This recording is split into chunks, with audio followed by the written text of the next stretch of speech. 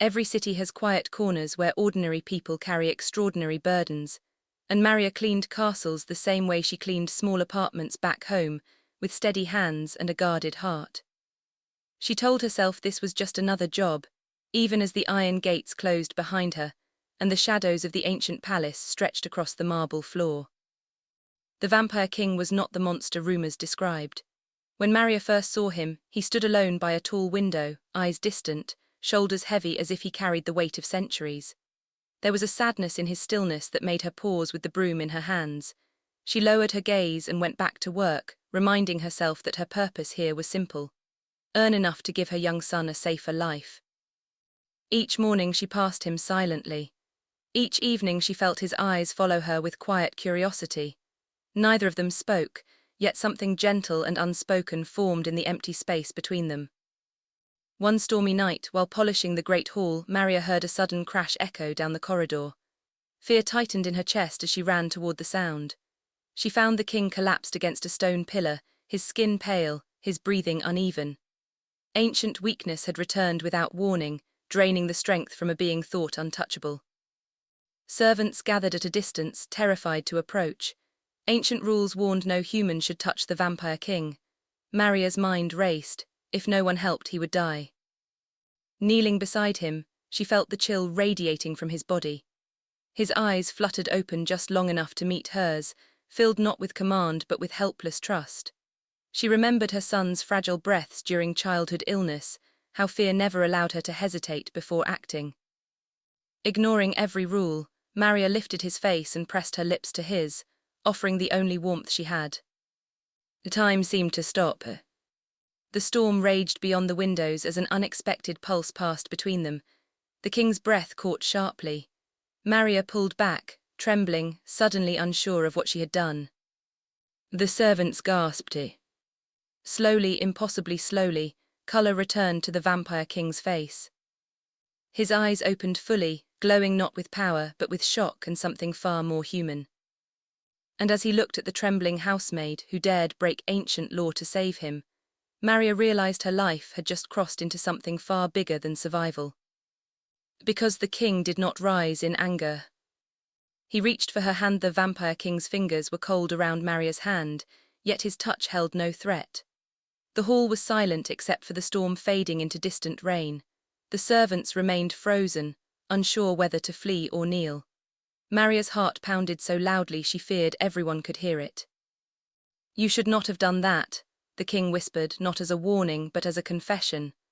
His voice carried surprise, as though he had not expected a human to choose courage over fear. Maria slowly pulled her hand back, lowering her eyes. "I did what any mother would do," she said softly. "I couldn't watch someone die." Those words seemed to strike deeper than her kiss had. The king rose to his feet unsteadily, studying her as if seeing her clearly for the first time. He noticed the tired lines on her face, the worn shoes, the faint scent of cleaning soap on her skin. She was not a hero born of legend, only a woman shaped by survival. Yet he felt something shift inside his chest. Her warmth still lingered, steadying an ache he had long forgotten how to soothe. Servants began whispering nervously about broken laws and ancient punishments. Maria stepped away, fear creeping in. She had crossed a forbidden line. Losing her job would mean losing everything. But the king lifted his hand, silencing the hall. "Leave us," he commanded quietly. As they departed, Maria stood alone with him beneath towering stone arches. He studied her with careful gentleness, his gaze stripped of dominance. "What is your name?" he asked. "Maria." He repeated it as if tasting the syllables, something tender passing over his face. "You saved not only my life," he said, "but something inside me I believed dead." Her breath caught, she did not know how to respond. Days that followed changed their silent routine. The king summoned Maria not for commands, but for conversation. She spoke shyly at first about her son, about working long hours, about dreams left behind across the ocean. The king listened without interruption, absorbing every word as though her ordinary life offered a window into a world he had never truly known. For Maria, fear slowly softened into trust. He never raised his voice, he never demanded. Behind his power stood a profound loneliness. But not everyone in the palace welcomed the change. Ancient council members watched from the shadows, disturbed by the king's sudden interest in a human woman. Whispers grew. Rules older than time were being tested.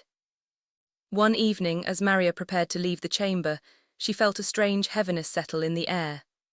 The king turned sharply toward the balcony, sensing danger. Then the doors creaked open. The council entered in silence, their faces hard with judgment. And as they pointed directly at Maria, the king stepped forward, placing himself between her and their accusing eyes. Just as one of them spoke the words that made her blood run cold. "She must be removed before she becomes your weakness." The words of the council echoed through the chamber like a verdict already written in stone. Maria felt the room tilt beneath her feet. Her first instinct was not fear for herself, but panic for the king. She had seen the loneliness in his eyes. She knew how fragile the light inside him had become since that night in the storm. The vampire king did not hesitate. "She is not my weakness," he said steadily. "She is proof I still have a heart." The council members exchanged cold glances. One stepped forward, voice sharp with ancient pride. "Kings do not keep human attachments. History shows what happens when they do." The king did not argue. Instead, he turned toward Maria. His expression softened, worry flickering across his face. "You should go now." She shook her head. "I won't run if it puts you in danger." That courage stirred something fierce inside him. For centuries he had protected entire realms, yet never had anyone chosen to protect him. Before the council could respond, he summoned the guards and ordered them to escort Maria safely beyond the palace gates. Her heart shattered as they led her away. She turned one last time and saw the king watching her retreat, his eyes filled with more emotion than command. Back in her cramped apartment, Maria returned to the silence of ordinary life. Her son laughed as he showed her a drawing from school, unaware that his mother's hands were trembling. She kissed his forehead and promised herself she had done the right thing. Safety mattered more than fantasy. Yet the nights grew heavy.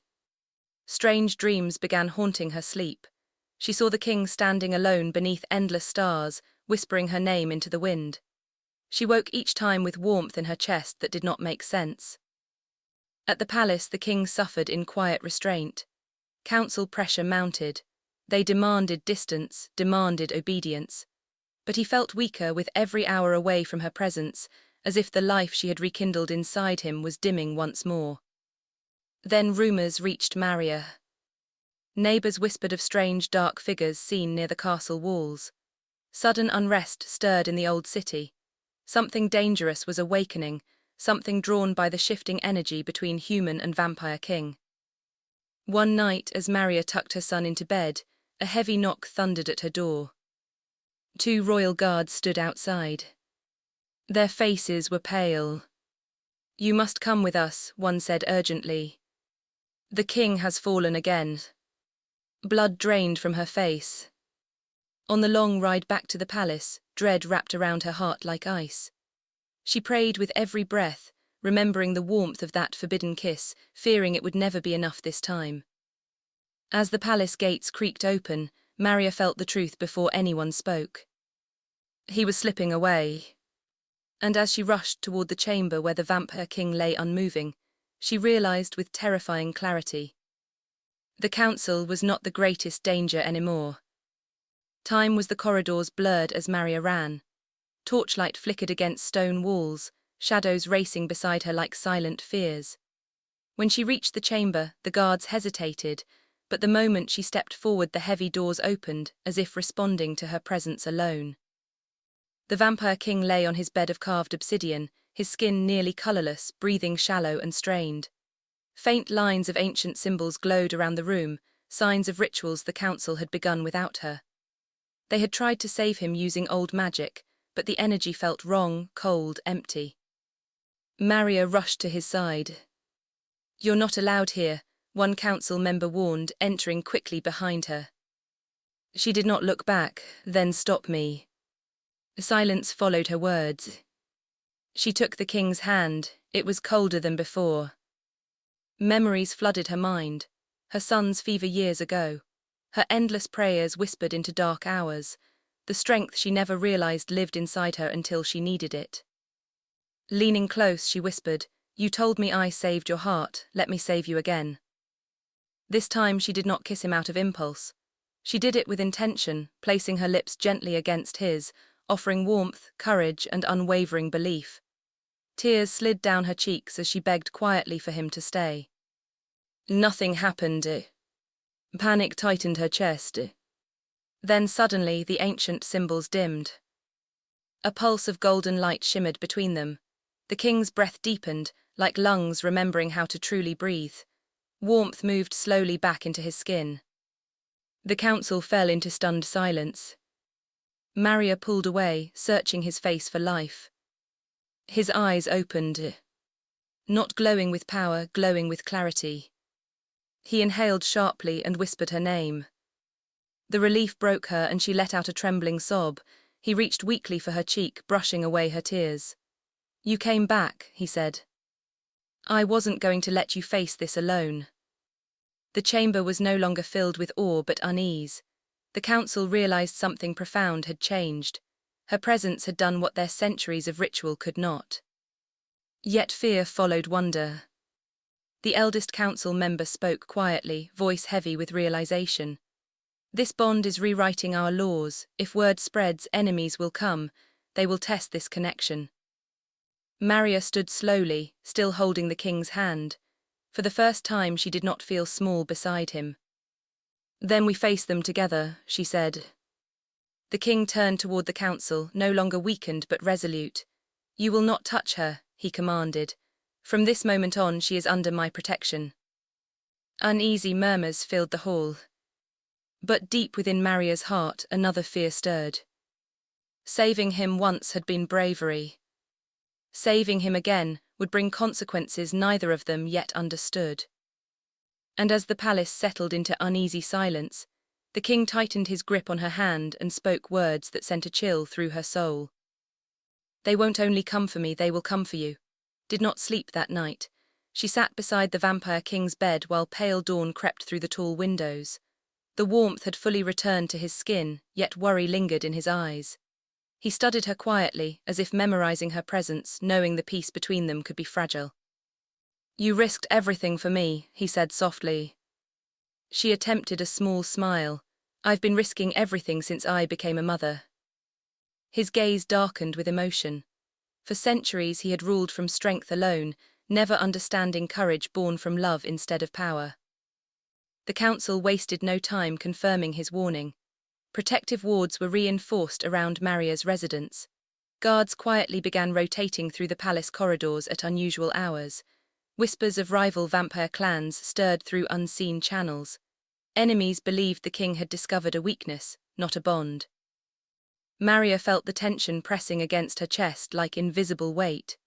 She did not regret her choice, but the thought of danger reaching her son haunted her even more than threats to herself. The king sensed this fear. One evening, he guided her onto the open balcony overlooking the sleeping city. Cold wind flowed through his dark cloak as he spoke low and steady. "I would never forgive myself if harm came to your child." "You won't," she said quickly, though doubt flickered in her eyes. He turned to her, voice heavy with promise. "I will move heaven and shadows to keep you both safe." That night he arranged secret protections for her son, discreet guardians meant to watch without being seen. Maria struggled accepting such measures, but she knew refusing would be selfish. Still, fear followed her. Days later, as she walked through the palace garden alone, movement stirred behind the hedges. The air thickened, heavy with danger. Before she could turn, a sharp voice cut through the silence. "Step away from the human." 3 cloaked figures emerged, eyes glowing faintly with hostile intent. Rival vampires had breached the outer defenses. Maria froze. Her first instinct was not to scream, it was to stand firm. "He's not your enemy," she said quietly. "He leads with compassion." They laughed coldly. "Compassion ends dynasties." Dark energy flickered between their hands as they advanced. Suddenly the shadows twisted. The vampire king dropped from the sky like falling night. landing between Maria and the attackers, with a force that cracked stone beneath his boots. His presence sent a wave of power through the garden that made the intruders stumble backward. "Leave," he commanded. They hesitated only a moment before retreating into the darkness. The silence followed. Maria pressed trembling fingers to the king's sleeve. "They'll try again." He nodded, resting his forehead briefly against hers. "I know." For the first time, he said the words that had lived unspoken between them. "My heart chose you the moment you saved me."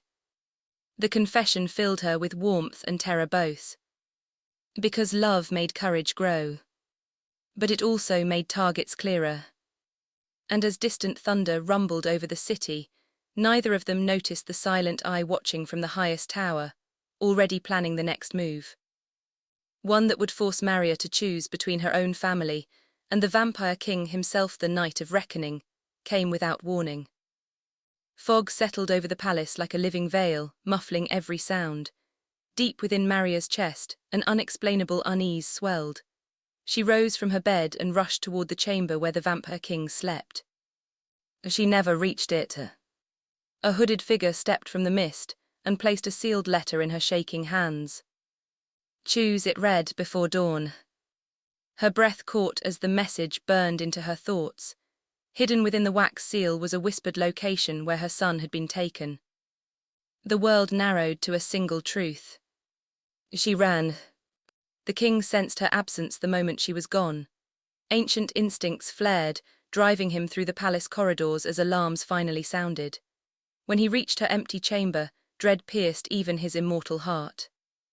He followed the echo of her fear across the city to an abandoned cathedral lit by broken moonlight. Inside, Maria stood trembling before the cloaked rival leader. Her son sat unharmed but guarded behind her. "Break the bond," the figure hissed. "Leave the king forever and your child walks free." Tears streaked Maria's face as she knelt before her son, cupping his cheeks.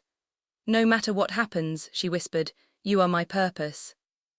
She stood and closed her eyes. "I choose my child." The words tore from her throat. At that moment, the vampire king burst through the cathedral doors. Everything stilled. He took one look at Maria's face and understood the choice she had been forced to make. Instead of rage, calm covered him like armor. "Release them both," he said quietly. "This ends with me." The rival laughed. "Your bond is already broken," she chose. But Maria stepped forward, shaking, yet resolute. "I chose my son," she said. "Not fear, not control, and not abandoning love." She turned to the king, tears shining in her eyes. "Love doesn't disappear just because you protect family." The air shifted. Something warmer than power moved between them. The forced demand to choose one love over another shattered under a greater truth. The ancient bond responded not to possession, but to sacrifice. Light erupted through the cathedral as invisible chains binding the king weakened and dissolved. The rival vampires staggered backward, overwhelmed by a connection they could not command. The vampire king stepped forward, his voice steady but no longer thunderous. "Love multiplied does not divide." The rivals fled into the fog. Silence fell. Maria collapsed against the king as he wrapped his cloak around both her and her son. Outside, dawn began to rise. Weeks passed. Peace returned slowly. The council, humbled by what they witnessed through hidden wards, rewrote the laws that once forbade human bonds. Stories spread of a king whose greatest strength was not darkness, but mercy. Maria no longer cleaned empty halls. Instead, she worked beside the king, helping bridge two divided worlds. Her son grew freely within palace walls, laughing beneath gardens that once echoed with solitude. And the vampire king was never alone again. Sometimes, as moonlight touched the balcony where their story first deepened, he would brush his knuckles across Maria's hand and whisper, "You saved me twice." She would smile gently and reply, "No, we saved each other." And in a world once ruled by fear, a brave mother's simple act of love became the beginning of a new era, where even an immortal king could be redeemed by compassion.